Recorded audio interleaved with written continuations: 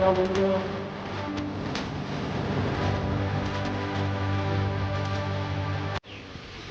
ছিল যে কিছু বাংলাদেশি এবং রোহিঙ্গা তারা আগরতলাতে কাঞ্চনজঙ্ঘা এক্সপ্রেস দিয়ে কলকাতা যাওয়ার উদ্দেশ্যে আজকে আগরতলা রেল স্টেশনে আসবে।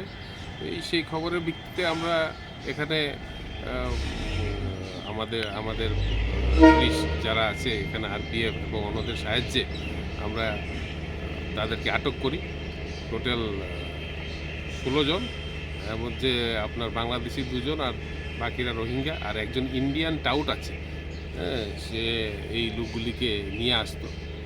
তো এই সবাইকে আমরা আটক করেছি এবং তাদেরকে আমরা এখন স্পেসিফিক কেসে ফরেনার অ্যাক্ট কেসে আমরা ওদেরকে সবাইকে আদালতে এখন ফরওয়ার্ড করেছি। সবাই কি প্রাপ্তবয়স্ক না তার মধ্যে বাচ্চা আছে 3জন বাচ্চা আছে। তাদেরকেও আমরা তাদের মার সঙ্গে যারা ছিল তাদের সঙ্গে আমরা আদালতে নির্দেশে তারা তাদের অ্যাজ পার ল তাদের মার সঙ্গে থাকে। কোন দিক থেকে তারা বাংলাদেশ থেকে ইন্ডিয়াতে উঠেছে আমরা তদন্ত করছি এখন। এটা আমরা তাদেরকে ইন্টারোগেশন করলে তারপরে আমরা সব কিছু বেরিয়ে আসবো। কোথায় তাদেরকে আটক করা হয়েছে, মানে কোন জায়গায়? রেল স্টেশনে এসে সকালবেলা 8টা 5-এর কাঞ্চনজঙ্ঘা এক্সপ্রেস ট্রেন দিয়ে তারা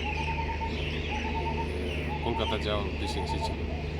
এই মাসে টোটাল আমরা 33 জনকে ধরেছি বাংলাদেশি এবং রোহিঙ্গা ইলিগেলি যারা ইন্ডিয়াতে এসে রেলের সাহায্যে ভারতের বিভিন্ন জায়গাতে তারা যায়, তাদেরকে আমরা আটক করেছি। Thank you.